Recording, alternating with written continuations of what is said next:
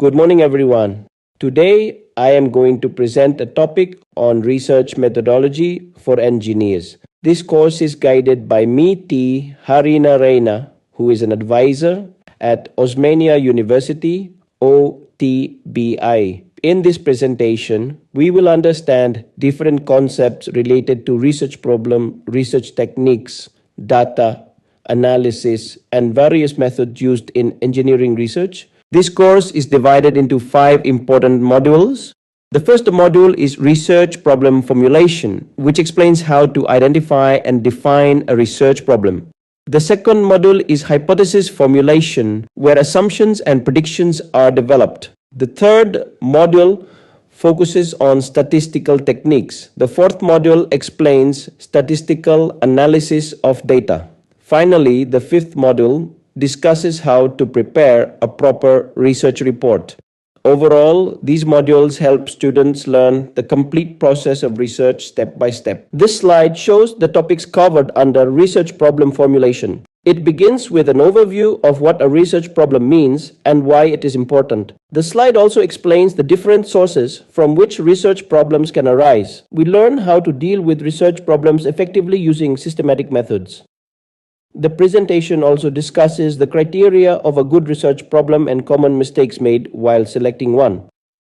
Different types of research problems are introduced for better understanding. Finally, the nature and use of arguments in research are also explained. This slide explains the different sources of research problems. Research problems may arise from searching for answers to important questions. Experts and research guides can also suggest valuable research ideas. Stories, myths, and folklore sometimes inspire scientific investigations. Ideas can also come from intuition, discussions, previous knowledge, and literature studies. Conflicting results from earlier research may create new research opportunities. Theories can also become research problems when researchers try to test or validate them. In this picture, 4 blind men are trying to understand an elephant by touching different parts of its body. Each man is observing only one part and giving his own opinion. The man near the trunk thinks the elephant is like a snake. The man touching the leg thinks it is like a pillar. The person touching the tail believes it is like a rope. Another man touching the side or ear thinks it is like a wall or fan. This picture explains that incomplete observation can lead to different conclusions in research. And in this picture, the blind man is touching the trunk of the elephant. He feels the trunk moving and thinks it is similar to a snake. Since he can only touch the trunk, he assumes the whole elephant looks like that. He is making a conclusion based on limited information. This picture teaches us that observing only one part of a problem may give an incomplete understanding. In research, proper analysis requires complete observation and evidence. Researchers should avoid making quick conclusions without full investigation. In this picture, the blind man is sitting near the head and touching the ear of the elephant. He feels the large ear moving and thinks the elephant is like a fan. His understanding is based only on the part he is experiencing. He does not know how the full elephant actually looks. This shows how different people may interpret the same subject differently. In research methodology, different perspectives can arise from limited knowledge. Therefore, researchers must collect information from multiple sources. In this picture, the blind man is touching the tail of the elephant. The tail feels thin and flexible to him, so he believes the elephant is like a rope. His conclusion is completely based on one small observation. He cannot understand the entire structure of the elephant. This picture explains the danger of partial understanding in research. A researcher should study all aspects of a problem before making conclusions. Only complete observation leads to accurate results. In this picture, the blind man is sitting on the elephant and touching its upper body. He feels the broad and strong back of the elephant. Because of this, he thinks the elephant is like a huge wall or a large object. His understanding depends only on the area he is touching. This image teaches that different experiences can create different interpretations. In research, relying on one viewpoint may not provide the full truth.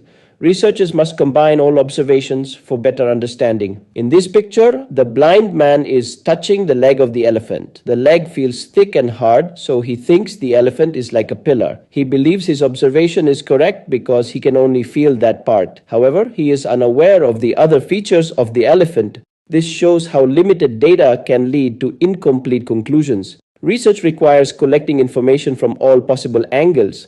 Careful observation helps researchers avoid misunderstanding This slide combines different blind men touching different parts of the elephant. Each man is giving a different explanation based on his own experience. One says the elephant is like a rope, another says it is like a wall, and another says it is like a snake. All of them are partially correct, but none of them understands the whole elephant completely. This picture highlights the importance of complete knowledge in research.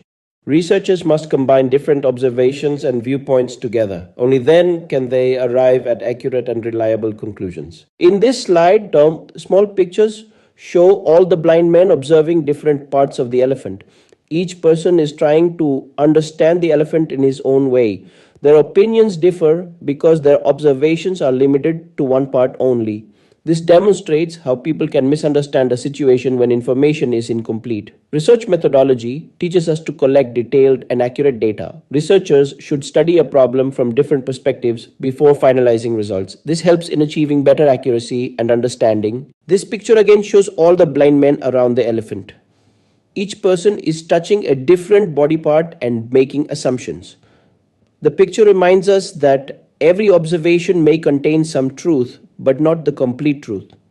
In research, different researchers may interpret data differently based on their perspective. Therefore, proper investigation and teamwork are important. Combining all observations helps in understanding the complete picture. This is one of the key lessons in research methodology.